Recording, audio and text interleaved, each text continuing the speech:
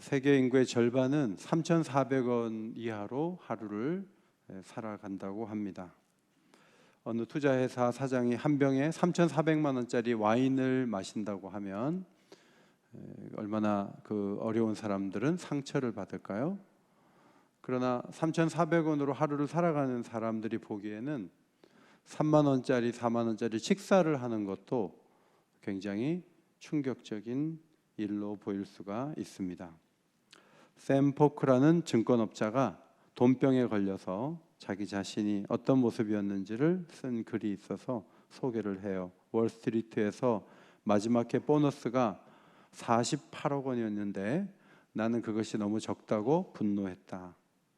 나는 당시에 30살이었고 키워야 할 자녀도 갚아야 할 빚도 없었고 돈을 어디에 기부할 마음도 없었다. 단지 내가 돈을 더 원한 이유는 알코올 중독자가 더 많은 술을 원하는 이유와 정확히 일치했다.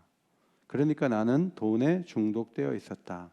첫 해 보너스로 5,400만 원을 받았을 때 너무너무 기뻤는데 다음 해 회사 겨우 2년 차에 20억 원을 받았는데 실망한 사람이 된 자신을 보고 너무너무 놀랐다. 아주 충격적인 글이에요. 탐욕을 왜 갖게 되는가? 이것은 비교 때문에 오는 것이죠. 그러니까 우리 속에 불만이 여기저기 있는데 그 자체로 어렵다기보다는 저 사람은 저렇게 하는데 나는 이게 뭐지? 여기서 많은 문제가 생겨요. 남들보다 조금 더 우월하고 잘 살고 싶은 생각에서 우리는 마음속에 문제를 갖게 되는 거죠. 성경이 부 자체를 거부하지 않아요. 성경은 에덴 동산이 풍성했다고 말하고 아브라함과 이삭이 부자였다고 말해요. 야곱은 14년 동안 두 부인을 데리고 오기 위해서 한 푼도 못 모았지만 외삼촌의 양과 소를 키워야 했지만 그러나 6년 동안에 하나님이 엄청나게 부어줘 가지고 떠날 때는 어마어마한 양떼와 낙타, 소떼 엄청나게 가지고 내려올 수 있었습니다. 하나님은 출애굽한 백성들에게도 젖과 꿀이 흐르는 풍요로운 땅을 약속해 주셨습니다. 욥도 의로운 자인데 매우 부유한 사람이었어요. 다윗의 글을 보면은 이스라엘 백성들이 여호와의 계명을 지켜 이 아름다운 땅을 누리고 후손에게 끼쳐 영원한 기업이 되기를 원한다는 다윗의 마음이 성경에 기록되어 있습니다. 히스기야 왕 시대에는 부와 영광이 얼마나 많은지 은금과 보석, 향품, 방패를 위해서 창고를 지었어요. 그리고 곡식과 새포도주와 기름의 산물을 위해서도 창고를 세웠어요. 온갖 짐승을 위해서 외양간을 세우고 양떼 우리를 갖추고 양떼와 많은 소떼를 위해서 성을 세웠어요. 그런데 히스기야가 이렇게 많은 부를 가지고 있었는데 역대하 32장에 뭐 이렇게 기록되어 있어요. 하나님이 그에게 재산을 심히 많이 주셨음이며, 하나님이 재산을 많이 줘서 잘 사는 거지 이거 뭐 자기가 이렇게 막 아껴가지고 자기 힘으로 나쁘게 한 게 아니다는 거예요. 그가 모든 일에 형통했다. 물론 이럴 때 이제 방심하게 돼서 바벨론의 신하들이 와가지고 어떻게 이렇게 잘 살게 됐냐고, 그런데 막 창고 다 보여주고 해가지고 아 여기를 공격해서 다 뺏어가야 되겠다. 이제 그게 히스기야의 잘못된 부분이지만 어쨌든 부를 많이 갖는 것 자체를 성경이 거부한 것은 아니에요. 부를 권장합니까? 성경은 거부하라고 가르칩니까? 성경에서 칭찬받는 이들 가운데 부자들이 많아요. 가난한 사람도 많아요. 성경에서 부자인데 문제가 있는 사람도 있었고 가난한 사람도 문제가 있는 경우가 있었어요. 가난해도 하나님 마음에 기쁨을 준 사람들 있잖아요. 사렙다 과부 같은 경우는 이제 너무 기근이 심해서 마지막 병에 한 방울 남았고 마지막 통에 기름 가루를 다 걷어가지고 빵 만들어갖고 이제 하나 먹으려고 했는데 그때 엘리야가 찾아왔잖아요. 이게 마지막 양식인데 믿음 좋게 엘리야를 줬어요. 그런데 하나님께서 통에 가루가 닿지 않고 병에 기름이 닿지 않도록 축복해 주시는 은혜를 받아서 기근 내내 사렙다 과부가 잘 살았다는 거죠. 부유한 이들 가운데 다윗을 공개했던 길르앗 바르실레라는 인물은 다윗이 너무 고마워가지고 솔로몬에게 죽을 때, 야, 내가 그 바르실레 너무 고마운데 그 아들들이 이 왕의 밥상에서 밥 먹을 수 있게 해줘, 이렇게 유언을 남길 정도로 참 고마웠던 사람이에요. 부와 가난을 성경이 지지하지 않고 성경이 강조하는 건 뭐냐면 어떤 형편에 처하든지 만족한 사람이 되라, 자족한 사람이 되라. 이게 성경이 이걸 가르치는 거지, 부자는 다 잘못됐고 가난한 사람은 다 하나님 편이고 그렇게 말하지 않아요. 그러므로 우리는 지금 나를 볼 때 만족하고 있는가, 이게 매우 중요하죠. 제 아내와 함께 어디 영등포에 어느 그 마트를 갔는데 거기 2층에 행사를 해서 제가 이 양복 샀거든요. 이태리 원단이에요. 그런데 10만 원이었어요. 근데 제가 지금 벌써 이거를 한 5, 6년째 계속 입고 있는데 이태리 원단이라 너무너무 좋아요. 그런데 10만 원짜리예요. 근데 저희 이 양복 되게 만족하고 제일 자주 입는 양복이 이 양복이거든요. 내가 이 양복에 만족하면 되는 거예요. 내가 꼭 60만 원, 100만 원, 200만 원짜리를 걸쳐야 내가 뭔가 입은 것 같은 느낌이 아니라 내가 이 양복을 입고서도 얼마든지 난 참 양복이 좋다, 푸근하고 좋다, 이런 생각을 가지고 살아가면 이 양복은 저에게 최고의 양복이 되는 거예요. 11절에 바울은 어떠한 형편에 처하든지 나는 자족하기를 배웠다 그랬어요. 지금 어떤 형편에 바울이 처했냐면 감옥에 있어요. 옥중서신이에요. 감옥에서 빌립보 교인들에게 편지를 쓰고 있어요. 그러니까 자기 형편은 지금 굉장히 딱한 형편이에요. 자유도 없고 모든 것이 제한되어 있는데 무슨 얘기를 하냐면 나는 자족하기를 배운다. 스스로 만족하는 걸 배운다 그랬어요. 본능적으로는 많이 있어야 난 참 좋다, 그리고 배가 불러야 난 참 좋다고 하는데, 이걸 배운 사람은 배가 좀 고픈데도 만족할 수 있고, 그리고 굉장히 궁핍하게 처해 있는데도 만족할 수 있는 힘이 있다. 이거는 배워서 얻은 것이다, 이런 말이에요. 만타노라는 헬라어는 이해한다는 뜻도 있고 알다라고 번역된 성경 본문도 많이 있어요. 그래서 바울은 자족해야 된다는 것을 아는 거죠. 자기가 그걸 선택하는 거예요. 그런데 이것을 배웠다고 고백을 하고 있습니다. 이 만타노라는 단어를 사전에 쭉 보고 성경을 보면은 굉장히 많이 쓰였어요. 성경에 보면 히브리서 5장 8절에 그가 아들이시면서도 받으신 고난으로 순종함을 배웠다. 자, 예수님은 하나님의 아들이니까 무조건 순종이죠. 몸에 순종이 배인 거죠. 그래서 하나님의 아들이 어떻게 그렇게 하나님께 순종했어 했을 때 하나님 아들인데 순종 안 하겠어? 우리는 그렇게 보지만 히브리서 기자는 완전한 인간으로 오신 그분이 학습 과정을 거치듯이 순종도 그냥 본능적으로 완전한 인간이기 때문에 순종한 것이 아니라 고난을 당하고 또 고난을 당하면서 더 부드러운 마음을 가지고 더 온유한 마음을 가지고 하나님 앞에 순종하는 사람으로 배웠다고 그렇게 기록을 했어요.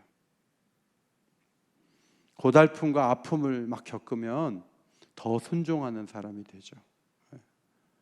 최고의 양육 과정은 고난의 학교죠. 10주짜리가 아니고 고난의 학교에 들어가면 거기서 자신을 돌아보고 더 순종해야 되겠다, 이런 마음을 갖게 되는 거죠. 우리 또한 힘겨운 일들을 만나는 시간은 버겁죠. 그런데 우리가 그 시간을 통해서 순종을 배워요. 그런데 이게 예수님께만 해당되는 게 아니고 오래전에 시편 119편을 지은 시인도 그것을 밝혔죠. 119편 70절 앞에 보시고 읽습니다. 시작. 고난당한 것이 내게 유익이라 이로 말미암아 내가 주의 율례들을 배우게 되었나이다. 고난당하는 것이 내게 유익이라 이로 말미암아 내가 주의 율례들을 배우게 되었나이다. 고난을 당하는데 하나님 말씀을 더 잘 받아들이게 된 거예요. 67절 고난당하기 전에는 내가 그릇 행하였더니 이제는 주의 말씀을 지키나이다. 어떤 어려움이 오면 마음이 하나님 말씀을 지키는 쪽으로 이렇게 움직이는 거죠. 이 많다노라는 단어가 쓰인 마태복음 11장 29절에 나는 마음이 온유하고 겸손하니 나의 멍에를 메고 내게 배우라. 예수님의 그 온유함과 겸손함을 배우라. 그리고 예수님과 멍에를 맨 한 마리 겨리의 소처럼 동행하라. 그러면 쉼을 얻는다. 그러니까 쉼이라는 것, 안식이라는 게 꼭 배 타고 비행기 타고 어디를 가야만 오는 건 아니고, 비행기 타고 가서도 복잡한 마음을 가지고 돌아올 가능성이 있잖아요. 그런데 예수님을 생각하고 예수님을 따라가고 예수님의 온유하고 겸손한 마음을 나도 갖고 예수님과 어디 가나 동행하고 예수님이 원하는 말을 하고 예수님이 원하는 길을 가요. 그러면 마음이 쉼을 얻어요. 주님이 내 짐을 다 져주시는 기쁨을 누릴 수 있는데 이것은 배워야 가능하다. 그렇게 가르쳐 주셨습니다. 자족한다는 단어가 나오는데 아타르게스라는 단어는 두 단어의 합성이에요. 스스로 충분하다고 여기다. 누가 뭐라고 안 하는데 난 충분해. 이 정도면 충분해. 이게 자족하는 거예요. 그것을 계속 배우라는 거예요. 그런데 바로 앞에 9절에 읽지 않았지만 너희는 내게 배우고 받고 듣고 본바를 행하라. 바울이 빌립보 교회를 개척했고 빌립보 교인들에게 이렇게 살아 하고 가르쳐 줬어요. 그래서 빌립보 교인들이 배웠어요. 그런데 바울이 빌립보 교회에 있을 때 무슨 얘기를 했는지 우리는 알 길이 없어요. 무슨 문서가 있는 게 아니고 맨날 몇 시에 설교문이 남아있는 것도 아니고 바울이 어떻게 가르쳤는지 우리는 잘 몰라요. 그런데 우리가 생각할 수 있는 게 뭐냐면 빌립보서를 기록한 내용이 옛날에 빌립보 교인들에게 가르쳤던 내용과 전혀 다른 게 아니라는 거예요. 그때 강조했던 말씀을 빌립보서에서도 강조할 거예요.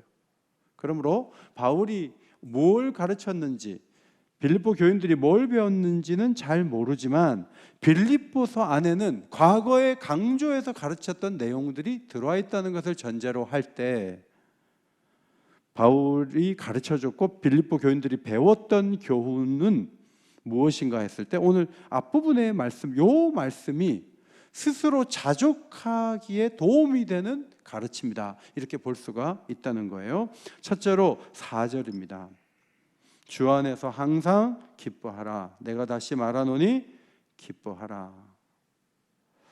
사실 빌립보 교인들이 기뻐하기 어려웠던 게 교회 밖에는 예수 잘 못 믿게 하고 막 핍박하고 미워하고 견제하고 이게 막 너무 많은 거예요. 그래서 교회가 힘들어요.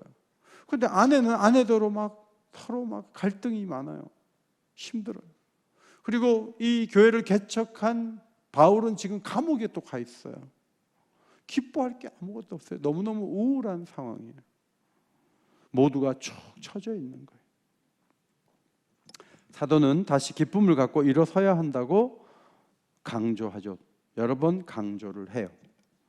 바울이 어떻게 빌립보 교인들에게 지금 가르치고 있습니까? 어떻게 기뻐하는지를 얘기하는데 빌립보 1장 15절에 보면 어떤 이들은 투기와 분쟁으로 어떤 이들은 착한 뜻으로 그리스도를 전파하니 거칠애로 하나 참으로 하나 무슨 방도로 하든지 전파되는 것은 그리스도니 나는 이로써 기뻐하고 또한 기뻐하리라 그랬어요.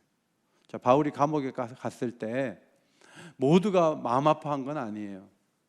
어떤 교인들은 이번에 참 바울이 감옥 갔는데 잘 됐다. 여기 하여튼 바울이 없는 틈에 우리 교회가 더 멋지게 잘 되면 바울이 있으나 마나 한 것이 드러나게 될 거야. 이런 생각을 한 사람도 있었고요. 과거에는 함부로 전도도 못하게 했다고요. 무슬림권에서 일하는 거하고 비슷하게 빌립보 교회도 자유롭게 전도할 수 있는 상황이 아니에요. 그런데 바울이 감옥에 갔을 때 막 요란하게 전도를 해가지고 관리들이 그걸 보고 이렇게 전도하는 이 그룹의 대장 같은 사람이 바울이야? 그러면은 바울을 꺼내주면 안 되지, 더 묶어놔. 이렇게 만들려고 정말 안 좋은 의도로 요란하게 전도를 하는 거예요. 바울이 감옥 안에서 그런 얘기를 듣는 거예요. 어떤 사람은 순수한 마음으로 전도하는데 어떤 사람은 바울을 아예 잡아 넣으려고 그냥 거기 계속 있게 하려고 막 요란하게 전도해서 관리들이 너희 그 교인들이 지금 이렇게 하는 거야? 너 그럼 여기 계속 있어. 이렇게 만들려고 열심히 전도하는 사람이 있다는 얘기를 바울이 들은 거예요. 그 바울이 감옥에서 얼마나 속상했겠어요. 나를 여기 아예 묶어두려고 전도를 해? 그게 전도야? 이제 그럴 수 있는데 바울이 그렇게 생각하지 않고요. 뭐 나를 괴롭게 하려는 의도를 가지고 복음을 전해? 그러면 전파되는 것은 그리스도인데 더 널리 전파되니까 나는 정말 기뻐할 거야. 이렇게 얘기한 거예요. 이 기쁨은 굉장히 의도적인 선택이다. 그렇게 볼 수가 있어요. 그리스도가 어떤 식으로든 전파된다면 난 너무 기뻐. 이 그리스도 중심의 사고방식이에요. 자기중심적인 사람이면 절대 이런 태도를 보일 수가 없어요. 그러나 그리스도가 전파되어야 하고 누군가에게 복음이 전달되는 일들이 더 많아지고 있어? 난 너무 좋지. 내 소원은 오직 그리스도 한 분이시니까. 지금 바울이 그렇게 말하는 거예요. 그래서 빌립보 1장 20절 앞에 보시고 같이 읽겠습니다. 시작. 살든지 죽든지 내 몸에서 그리스도가 존귀하게 되게 하려 하나니. 하여튼 그리스도가 존귀하면 돼. 내가 나를 나쁜 의도로 잡아넣으려고 그런 사람 교인이 있다고 할지라도 어쨌든 밖에 나가서 전도하다가 그러다가 예수 믿는 사람이 한 명이라도 늘면 예수님이 기뻐하시겠지 하면서 마음에 이렇게 뒤틀린 생각을 갖지 않고 그냥 예수님이 높아지면 난 된다. 그런 생각을 갖고 있는 거죠. 바울은 4절에서 주 안에서 항상 기뻐하라 그랬어요. 따라합시다. 주 안에서 항상 기뻐하라. 신학자들은 이 주 안에서라는 단어는 그냥 예수님 안에서 그런 의미가 아니고 예수님의 부활과 하나님 우편에 앉아서 통치하는 그 주권에 초점을 맞춘 개념이에요. 그래서 주 안에서라는 말은 예수님이 왕이 돼서 모든 것들을 주관하시는 그 통치 안에서 기뻐하라는 뜻이에요. 예수님은 살아계시고 예수님은 모든 걸 주관하고 계시기 때문에 바울이 감옥에 있든 밖에 있든 배부르든 배고프든 그 모든 상황을 주님이 다 알고 계시고 주님이 다 통제하고 계시는 그 안에서 기뻐하라는 거예요. 사실 바울이 이번에 감옥에 왔을 때 들어왔을 때 사형 언도를 받을 수도 있었어요. 근데 사형 언도 받으면 죽는 거예요. 그러니까 바울은 되게 지금 위기 속에 있는 거예요. 이런 말을 할 만한 상황이 아니에요. 그런데 바울이 이렇게 쓸 수 있었던 것은 주님이 모든 것을 통제하신다는 거죠. 그러므로 주님이 그렇게 움직이시는데 내게 일어난 어떤 작은 일 가지고 거기 매여가지고 그럴 필요 없다. 나는 그냥 기뻐한다. 이런 것을 보여줌으로 빌립보 교회는 그것을 배우는 거죠. 따라서 이 기쁨은 형편이 좋아서 기뻐하는 거 아니에요. 시선을 예수님의 승리를 보면서 은총의 눈을 돌리면서 아픔이 치유되는 그런 기쁨을 누리고 있었다. 그렇게 볼 수 있습니다. 고린도후서 4장 18절 앞에 보시고 읽겠습니다. 고린도후서 4장 18절 시작. 우리가 주목하는 것은 보이는 것이 아니요 보이지 않는 것이 보이는 것은 잠깐이요 보이지 않는 것은 영원함이라. 주 안에서 보이지 않는 걸 계속 보니까 보이는 것이 늘 왔다 갔다 하죠. 오르락 내리락 하고 얼마나 힘들어요. 그런데 보이지 않는 것을 주목하니까 기뻐할 수 있다는 거죠. 자, 이 기쁨이 있어야 만족이 가능해요. 자족이 가능해요. 이 기쁨이 꺼져 있는데 무슨 만족을 해요? 기뻐해야 돼. 옆 사람과 한번 환한 얼굴로 잘 나오셨습니다 인사해보세요.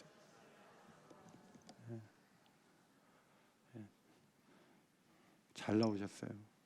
기쁨으로 잘 나오셨어요. 두 번째 너희 관용을 모든 사람에게 알게 하라. 이번에 박성규 목사님께서 로마서에 나타난 의는 칭의가 아니고 관계적 의라는 아주 중요한 말씀을 해주셨어요. 이 관계적 의를 의되게 하는 게 관용이에요. 관용.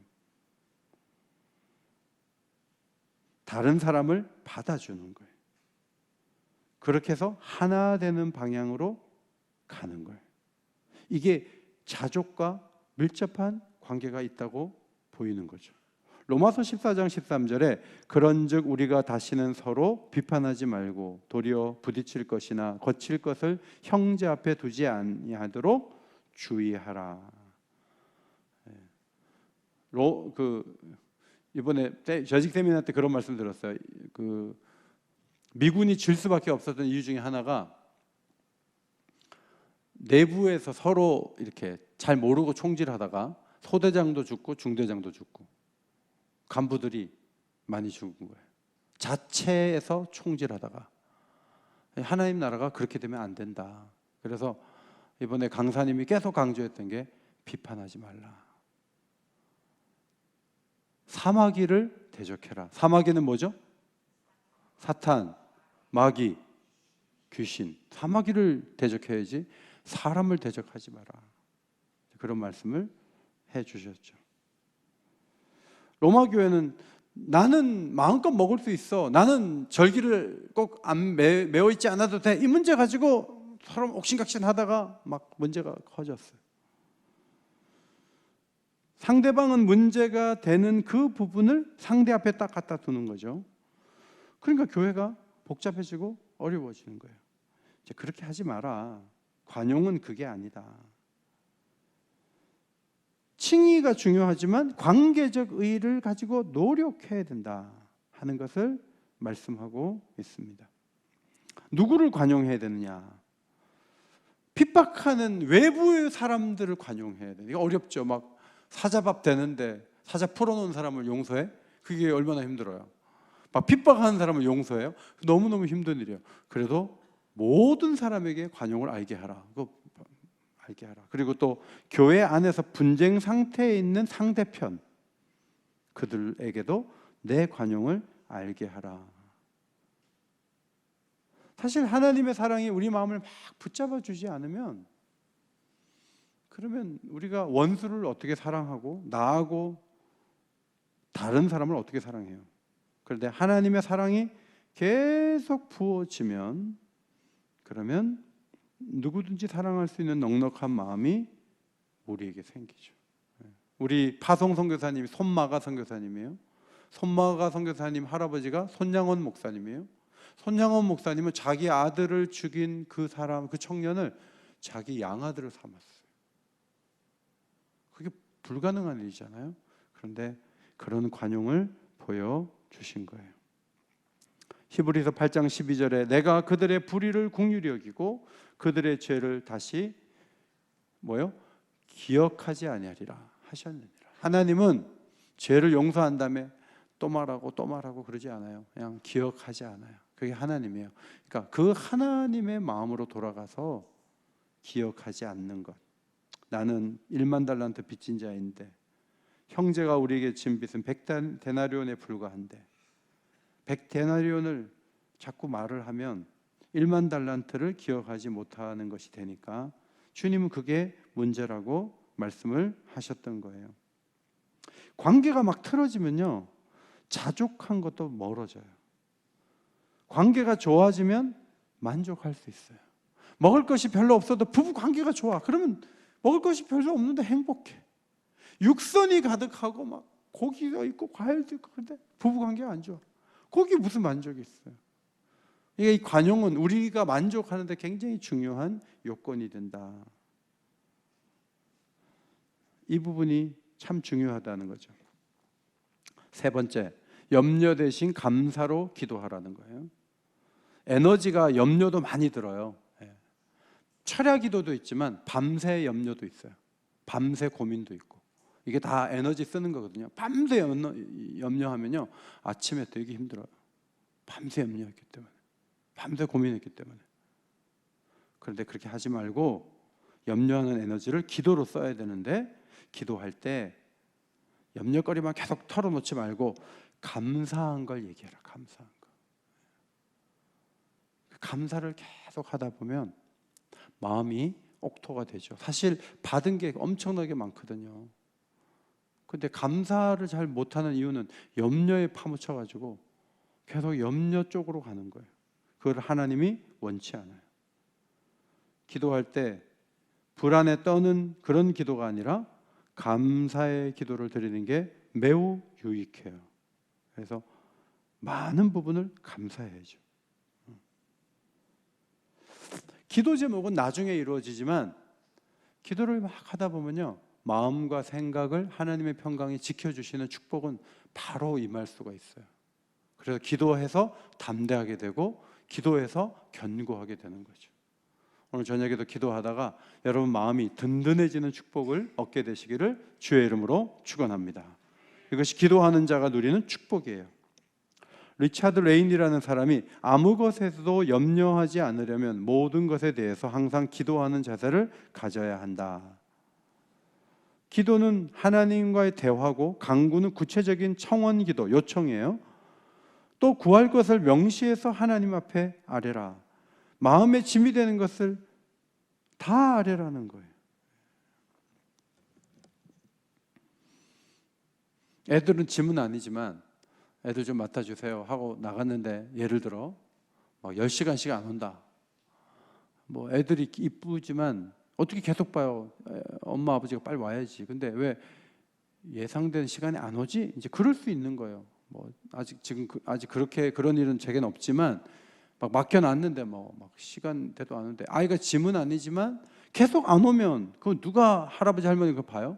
부모가 빨리 와야지 약속 시간 안에. 그러니까 세상에 어떤 맡겨놓는 거는 한계가 있다는 거예요. 그게 손주라고 해도 시간이 늘어지면 할아버지 할머니가 녹초가 되는 거예요. 누구든지 모든 짐을 맡아줄 수 있는 사람은 아무도 없어요. 좀 크면은 너의 짐은 네가 좀 들어주겠니? 그렇게 얘기를 하죠. 그런데 우리 하나님은 우리 마음에 짐이 될 만한 것들을 다 맡아주실 수 있어요. 하나도 빠짐없이 모든 분야의 짐을 다 맡아주실 줄 믿습니다. 그분이 하나님이세요. 지금 우리 한국의 정말 위기는 0.6명까지로 지금 내려가잖아요. 그러면은 장남 차남 결혼해가지고 그 두 가정 중에 애 하나 넘으면 0.5명이에요. 근데 애를 보살피는 사람 보면 너무 힘들긴 힘들어요. 둘을 낳아서 하는 게 정말 힘들어요. 그러니까 사람들이 고생을 안 하려고 그래. 그래서 뭐 이것도 하고 저것도 하고 하는데 이게 참 우리나라 지금 어려움이거든요. 근데 이 짐도 하나님께 나가면 풀어주실 거예요. 하나님 이 부분을 도와주세요 하면 하나님이 도와주세요. 야곱이 분이엘에서 막 기도했잖아요. 기도하다가 누구 얼굴을 봤냐면 하나님 얼굴을 봤어요. 하나님의 얼굴을 딱 보고 나서 20년 만에 형님을 만났어요. 형님을 만났는데 형님이 이제 400명 군사 몰고 와서 그냥 제압하고 뺏고 막 그렇게 하려고 온 것 같은데 하나님이 그 형님의 마음도 움직이시고 야곱의 마음도 움직이시고 기도한 다음에 형님을 만나니까 어떻게 됐냐면 내가 형님의 얼굴을 배운즉 누구 얼굴을 본 것 같아요? 하나님 얼굴을 본 것 같아요. 기도 시간에 하나님 얼굴을 봤거든요. 그러니까 현장에서 정말 무서워하는 그 형을 만났는데 형의 얼굴이 하나님의 얼굴처럼 보인 거예요. 그 형도 죽여버릴 거야. 이런 사람인데 만나는데 눈 녹듯이 다 기쁨이. 하나님이 그 두 사람 만남에 다 개입해가지고 형제 관계로 복원시키는 그런 축복이 있었는데 그 축복 이전에 전날 밤 분이엘에서 하나님께 기도하는 시간이 있었어요. 간절히 기도하면 우리 마음에 큰 짐과 고민이 사라지게 될 줄 믿습니다. 모든 것을 아뢰야 하고 감사함으로 기도해야 돼요.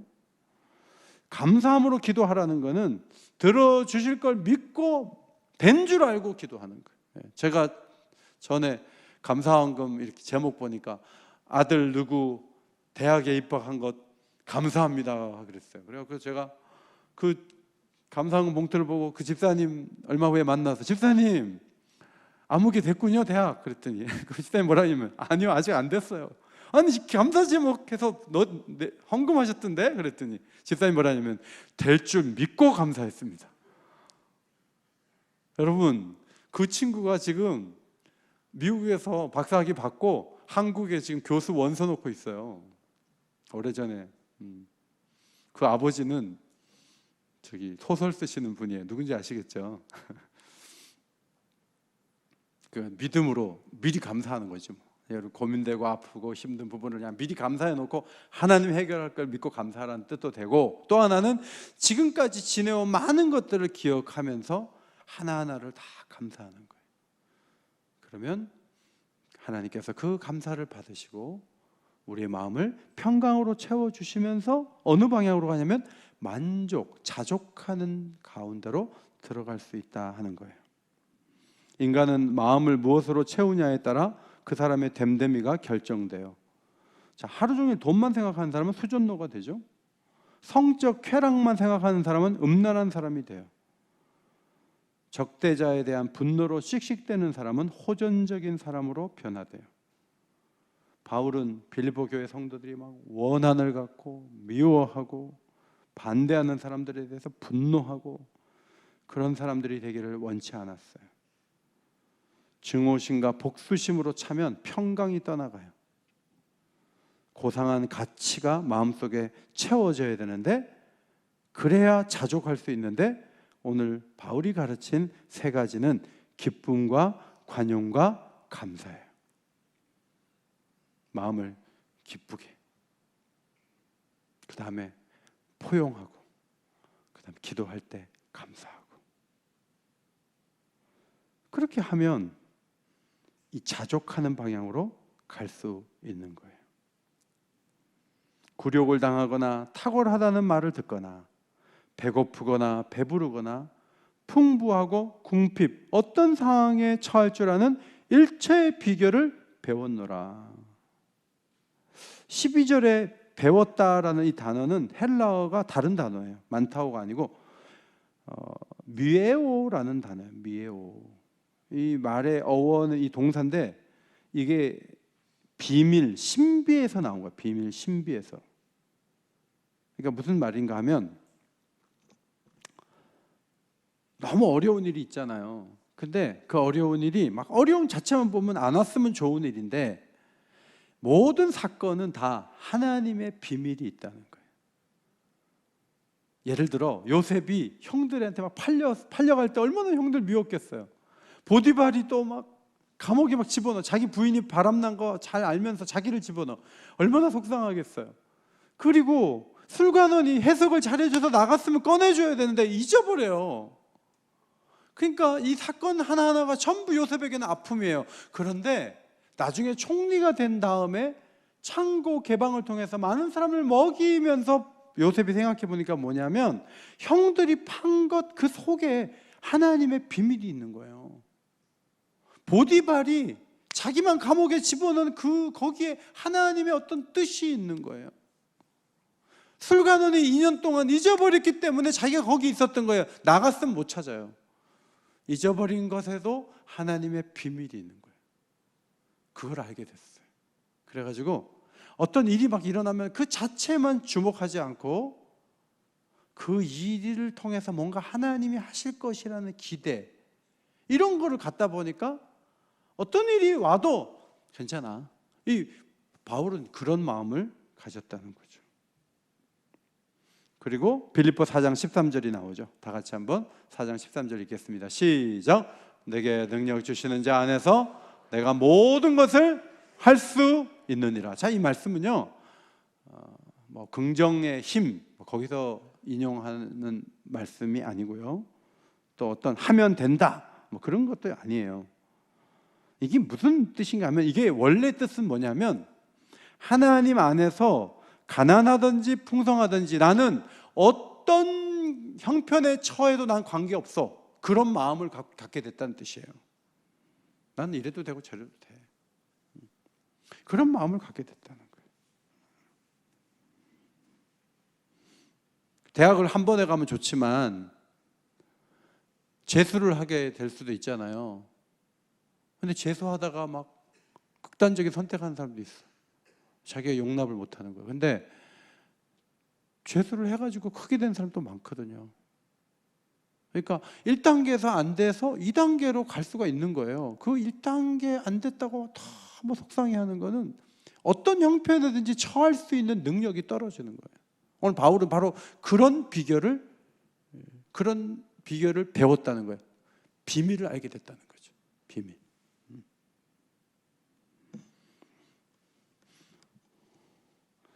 왜 이렇게 많은 부를 가졌느냐? 그런 건 중요하지 않아요. 너 왜 이렇게 어렵냐? 그것도 중요하지 않아요. 중요한 거는 자족하는 거예요. 자족할 수 있는 사람이 되는 거예요. 이 귀한 믿음을 본받아 더욱 하나님을 높이는 자리에 나가게 되시기를 예수의 이름으로 축원합니다. 이 세상을 살아가는 동안에 찬송 부르고 말씀 붙잡고 기도합니다.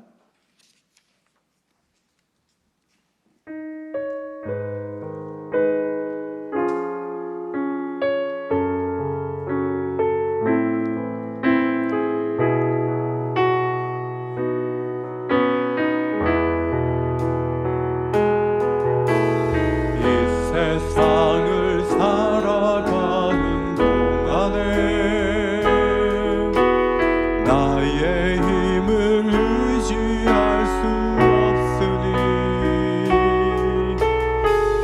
기도하고 낙심하지 말 것을 주께서 참 소망이 되심이라. 주의 길을 걸어가는 동안에 세상에 것 의지할 수 없으니 감사하고 낙심하지 말 것을 주께서 참 기쁨이 되시리라. 하나님의 금이 나의 비전이 되고 예수님의 성품이 나의 인격이 되고 성령님의 권능이 나의 능력이 되길 원하고 바라고 기도합니다. 하나님의 꿈이 나의 비전이 되고 예수님의 성품이 나의 성격이 되고 성령님의 권능이 나의 능력이 되길 바라고 기도합니다. 성령님의 권능이 나의 능력이 되길 바라고 원하고 기도합니다. 자족하는 자리에 나가도록 기쁨으로 이겨낼 수 있도록 기뻐할 수 있도록 관용을 모든 사람에게 나타낼 수 있도록 염려하지 말고 우리의 구할 것을 감사함으로 하나님께 아뢰는 가운데 우리의 마음에 평안이 임해서 어떤 형편에든지 처할 수 있는 사람이 될 수 있도록 우리를 사용해 달라고 간절한 마음으로 말씀 붙잡고 기도하겠습니다. 기도드립니다. 하나님 아버지, 감사합니다.